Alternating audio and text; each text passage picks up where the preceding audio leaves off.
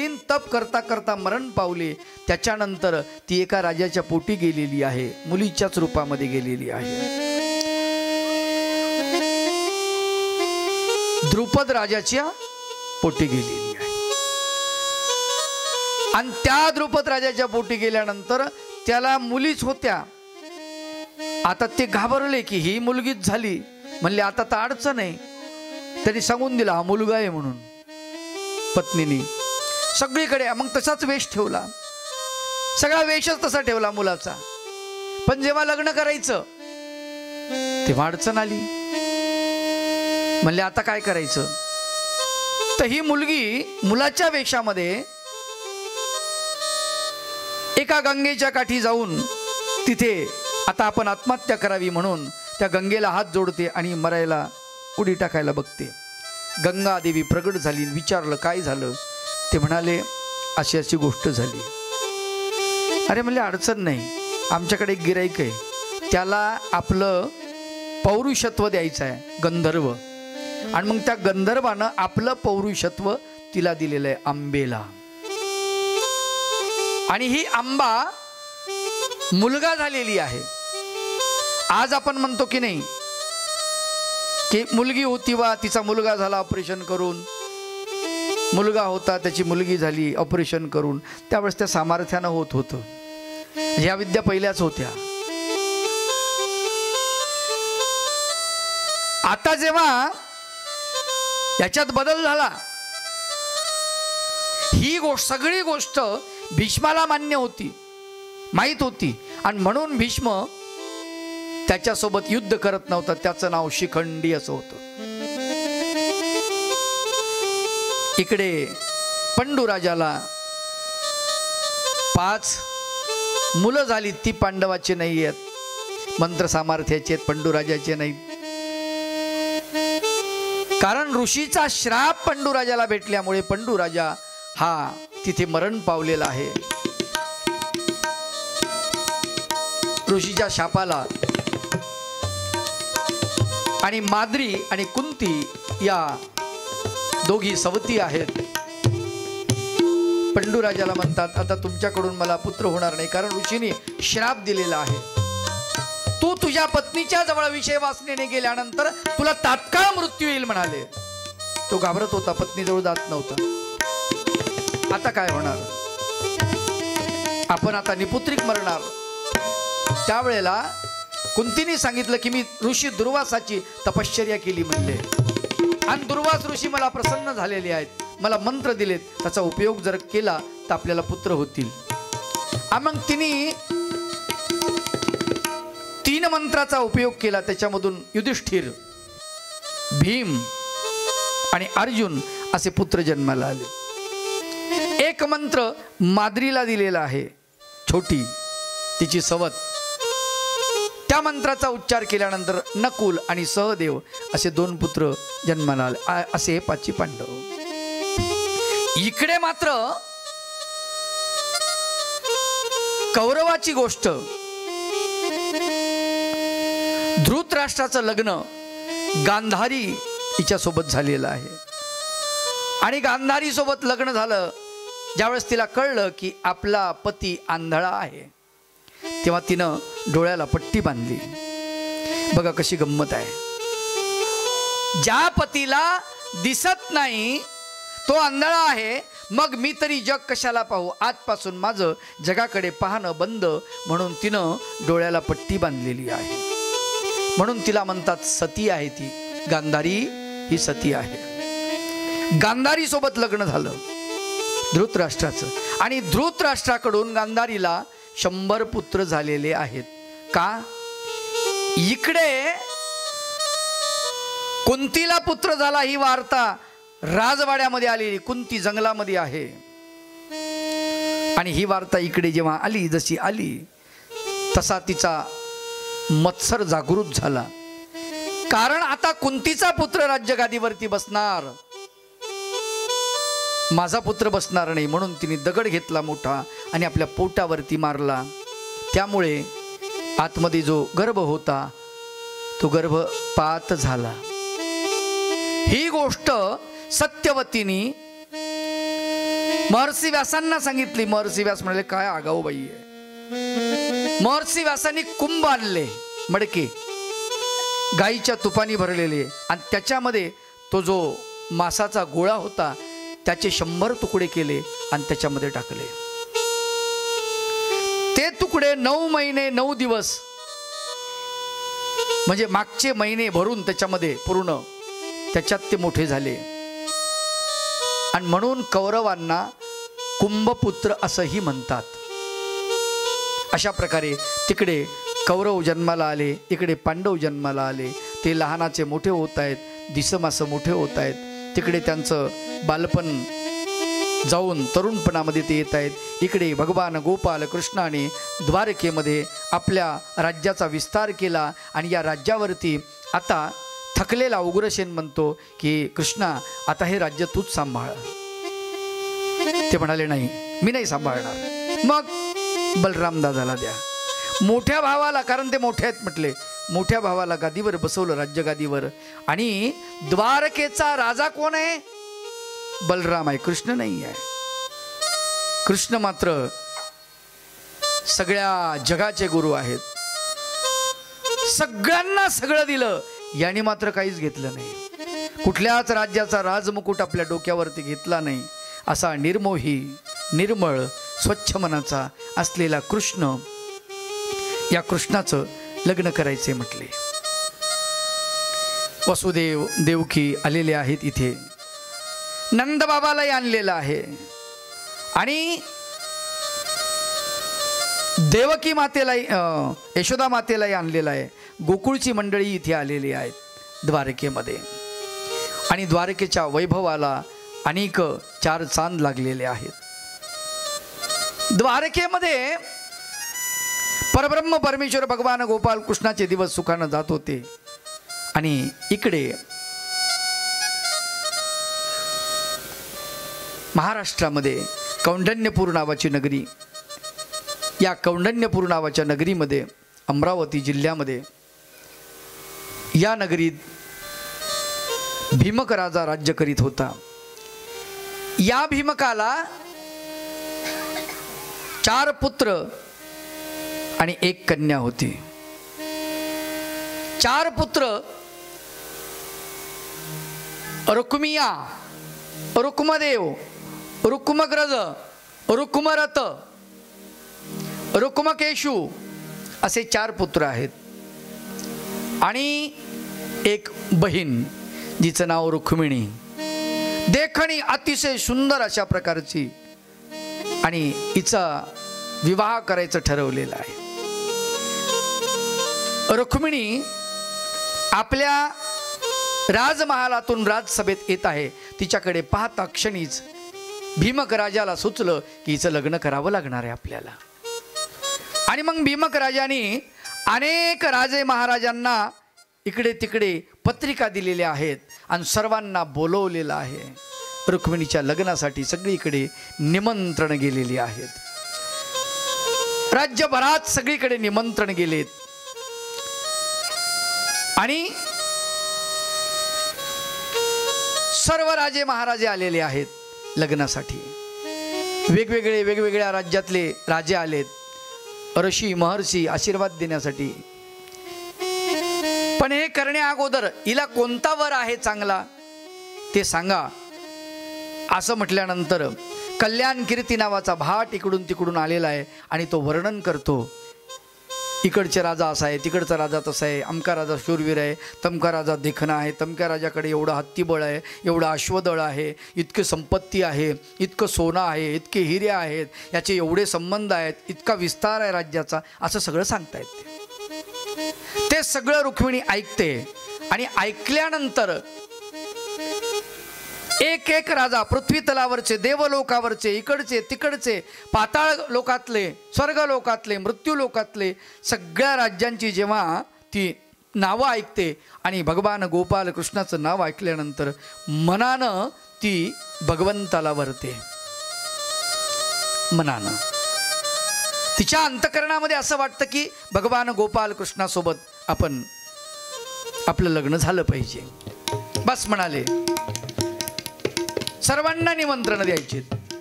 आणि मग सगळ्यांना निमंत्रण बोलवले. स्वयंवर, रुक्मिणीचं स्वयंवर करायचं ठरवलं.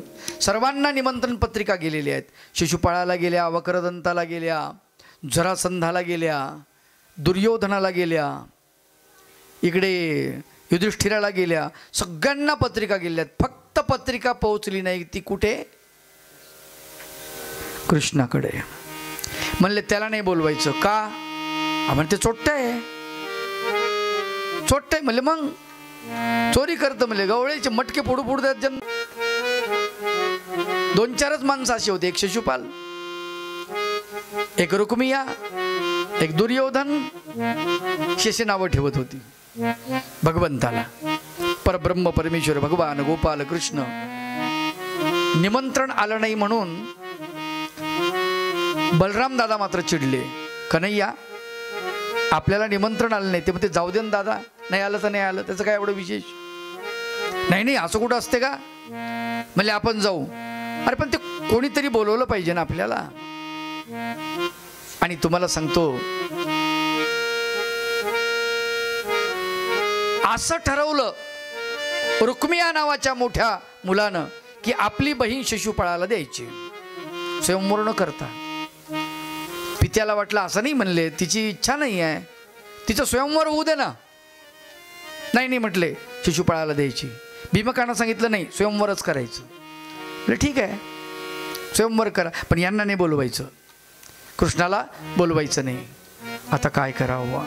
माता भगवंताकडे निरोप तर गेला पाहिजे. कारण हिला असं वाटलं की आपण मनामध्ये कृष्णाला वरलेलं आहे. भारतीय स्त्री कशाला म्हणतात? भारतीय स्त्री म्हणजे मनाने ज्याला वरलं तो तिचा पती. आता दुसऱ्याकडे मी बघणार सुद्धा नाही, दुसऱ्याचा विचार सुद्धा करणार नाही, अशी रुक्मिणी त्या ठिकाणी विचार करते. पण परब्रह्म परमेश्वर भगवान गोपाल कृष्ण आले नाही तर, कारण त्यांना निमंत्रणच गेले नाही, मग कसे येतील? म्हटले आपण निमंत्रण देऊ. आणि भगवंताला निमंत्रण स्वतःही पाठवते आहे. कारण भगवंताची आपली भेट होणार नाही म्हणून तिला विरह भरलेला आहे. रुक्मिणीला ताप आलेला आहे, विरह ज्वर आलेला आहे, प्रचंड प्रमाणामध्ये ताप आलेला आहे. सुदेव नावाच्या ब्राह्मणाला बोलवलं. ब्राह्मण देवता, माझी पत्रिका तुम्ही घेऊन जाता का कृष्णाकडे? म्हणले हो, हरकत नाही. पत्रिका लिहिली. काय वर्णन असेल बरं त्या पत्रिकेमध्ये? नाही, मी असं म्हणत असतो नेहमी, पृथ्वीवरती एका प्रियसीनं प्रियकराला पाठवलेलं पहिलं हे प्रेमपत्र आहे. उत्कट प्रेमाची अवस्था जी आहे ना, ती अवस्था रुक्मिणीची आहे. सुदेव ब्राह्मणाला पाठवलेला आहे आणि त्या पत्रिकेमध्ये मजकूर दिलेला आहे, ब्राह्मणाची पूजा केलेली आहे आणि सांगितलं ब्राह्मण देवता तुम्ही जा, लगबगीनं जा, मधामध्ये मुक्काम करू नका. वेगवान असा घोडा दिलेला आहे आणि सुदेव ब्राह्मण घेऊन गेलेला आहे. द्वारकेमध्ये सुदेव ब्राह्मणाचं जसं आगमन झालं, स्वागत केलं, या ब्राह्मण देवता या. सर्व सभागण बसलेली आहेत आणि सुदेव ब्राह्मण आलेला आहे. हातातला लखोटा भगवान गोपाल कृष्णाकडे दिला. भगवंताने तो लखोटा हातामध्ये घेतला आणि भगवंत वाचायला लागले. काय लिहिलं असेल त्याच्यामध्ये? हाय बिनती सुनिये नाथ हमारी, बिनती सुनिये नाथ हमारी, बिनती सुनिये नाथ हमारी.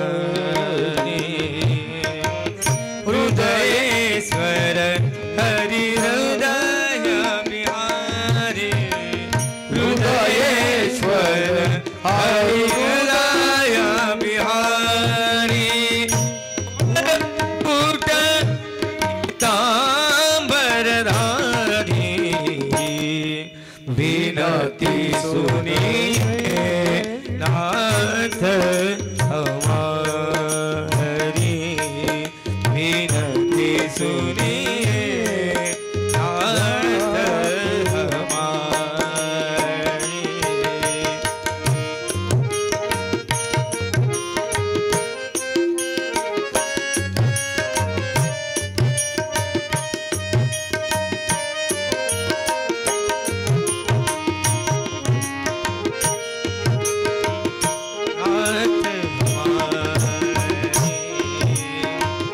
जन्म जन्म की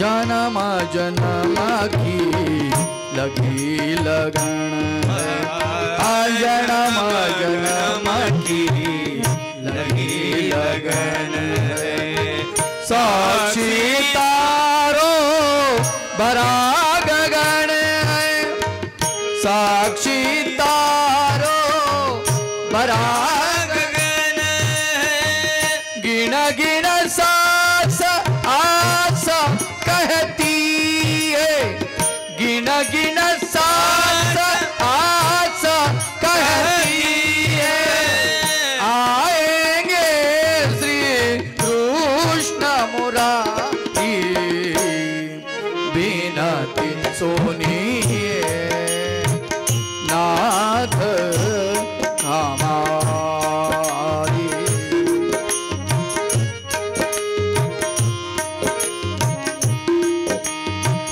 हृदयेश्वर हरि हृदय बिहारी हृदयेश्वर हरि हृदय बिहारी मोर मुकुट पीताम्बर धारी बिनती सुनिए नाथ हमारी विनती सुनिए नाथ हमारी।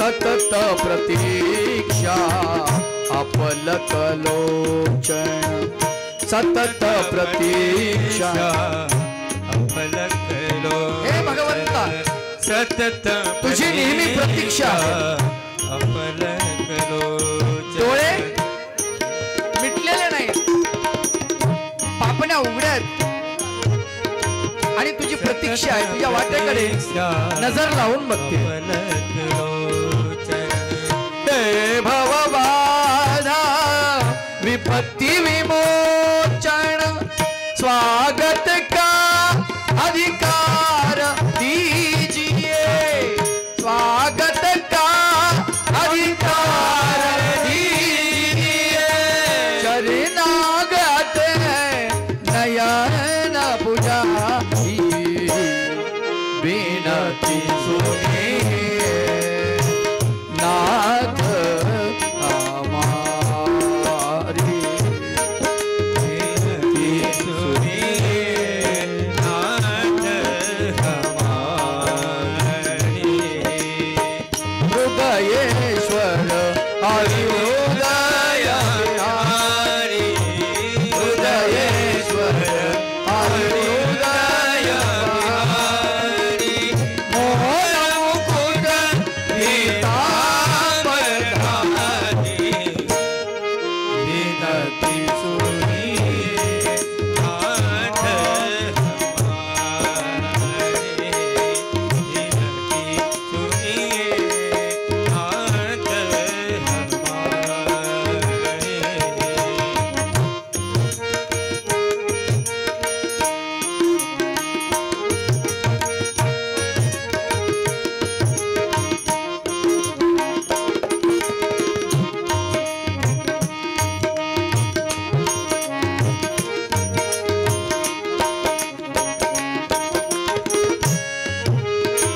और कहो क्या अंतरिया और कहूँ क्या हे भगवंता अंतर्यामी अजून काय बोलू और कहूँ क्या अंतर्यामी काही शब्द माझ्याकडे राहिले नाहीत प्रभू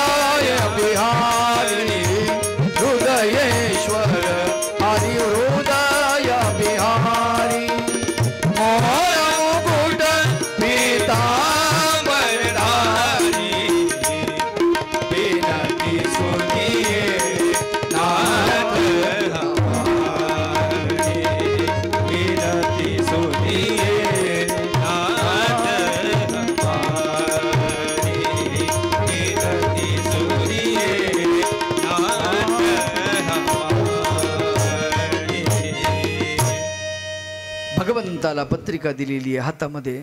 सुदेव ब्राह्मणानं ती पत्रिका वाचली आणि भगवंताचं अंगावरचं जे वस्त्र आहे पितांबर, ज्याला उत्तरीय वस्त्र म्हणतात, आसनावरून भगवंताने खाली उडी टाकली. धावत पळत निघालेले आहेत. उत्तरीय वस्त्र मागं लोंबते आहे, जमिनीला झाडत चाललेलं आहे. 2 नौकर धावत आले, भगवंताचं वस्त्र पकडलं. देवा कुठे चाललात? चिठ्ठी उद्धव देवाच्या हातामध्ये दिली. उद्धव देवाला सांगितलं, उद्धव देवा लगेच आपल्याला जायचं आहे, ताबडतोब जायचं आहे. उद्धव देवानं भगवंताचा रथ तयार करायला सांगितला. 2 मिनिटाच्या आतमध्ये रथ तयार झाला. उद्धव देव आणि भगवान गोपाल कृष्ण रथावरती आरूढ होऊन महाराष्ट्राकडे निघालेले. लीळा चरित्रामध्ये वर्णन आलेलं आहे की भगवान गोपाल कृष्ण द्वारकेवरून कौंडण्यपूरला किती वेळामध्ये आलेत याची नोंद आलेली आहे लीळा चरित्रामध्ये. दिडा दिसा भीतरी गोसावी कौंडण्यपुरासी विजय केले अशी लीळा आहे. फार सुंदर लीळा आहे. 1.5 दिवस म्हणजे किती तास झाले? एक पूर्ण दिवस म्हणजे 24 तास आणि 12 तास. 36 तासामध्ये भगवान गोपाल कृष्ण द्वारकेवरून कौंडण्यपूरला त्या काळामध्ये आलेले आहेत. 36 तासामध्ये. रथ आणि घोडे, काय वेग असेल. आता तर आपण लवकर जाऊ शकतो, किती दूर जाऊ शकतो, पण त्या काळामध्ये जनावरांच्या भरोशावर इतक्या दूर प्रवास केला जायचा याची नोंद त्या लीळा चरित्रामध्ये आलेली आहे. पाठीमागून भगवंताचं सैन्य आले. सात्यकी, बलराम दादा सगळ्यांनी. बलरामने सांगितलं, अरे कन्हैया गया, चलो जल्दी चलो. बोले कुछ तो भी गडबड है. क्या गडबड आहे पता नाही. सगळेजण निघाले. सगळेजण आपले आपले शस्त्र घेतले, अस्त्र घेतले आणि घोड्यावरती स्वार झाले आणि सगळं सैन्य महाराष्ट्राच्या दिशेने निघालेला आहे. भगवान गोपाल कृष्ण पुढे आणि सगळं सैन्य पाठीमागे. 1-1.5 कोसाच्या अंतरावर भगवंत पुढे चालले. वायू वेगाने त्यांचा रथ जातो आहे. भगवंत थांबलेच नाहीत कुठे. जे निघाले तिथून ते कौंडण्यपूरला येईपर्यंत. इथे मात्र कौंडण्यपूर अगदी सुंदर सजवलेलं होतं. आकाशी मंडप बांधलेला होता. फुलांच्या माळा सगळ्या घरांना बांधलेल्या होत्या.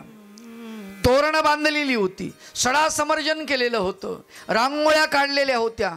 महाद्वार असे सुंदर असे सजवलेले होते. गायींना चारा, पक्ष्यांना चारा, अगदी सुंदर अशा प्रकारचं. आलेल्या पाहुण्यांचं स्वागत. त्यांच्या राहुट्या सुंदर अशा राहुट्या होत्या.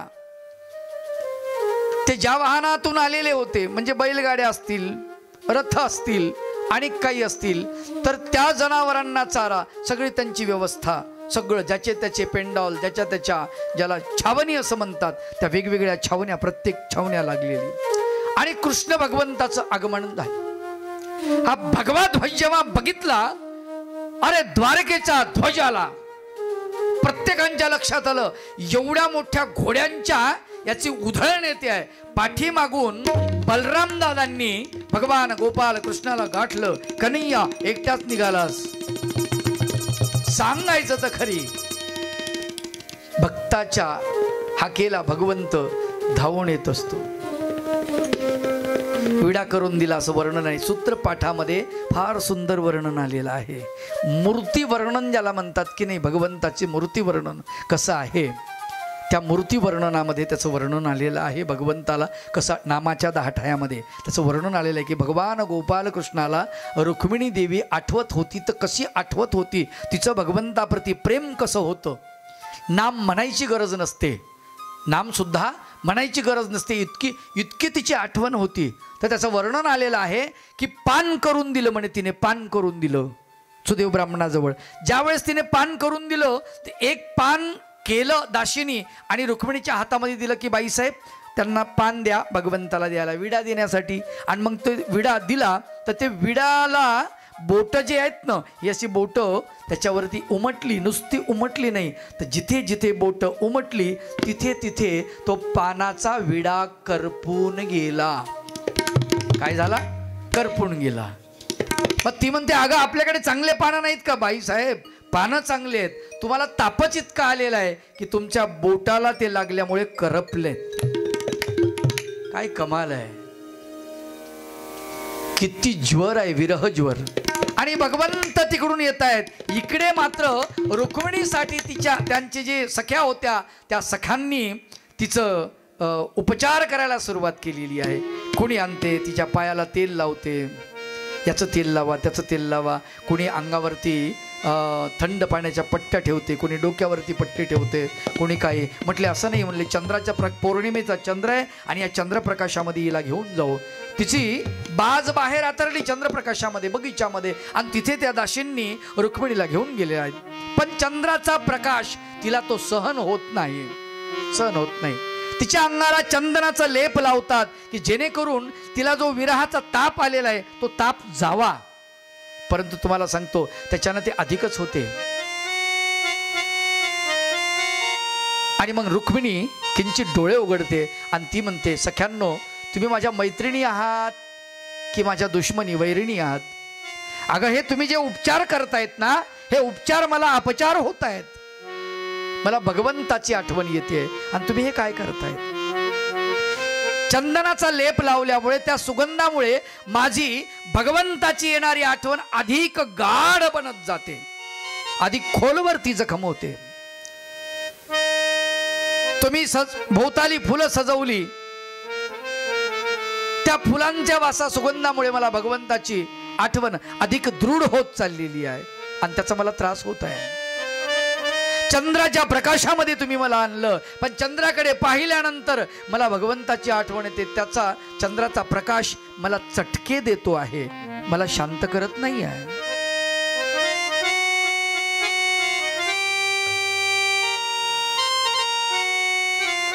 चंद्राचा प्रकाश मजसा हवेना, चंद्राचा प्रकाश मजसा हवेना, अंतरीच्या खुना काय सांगू, अंतरीच्या खुना काय सांगू. चंद्राचा प्रकाश मजसा हवेना, मजसा हवेना,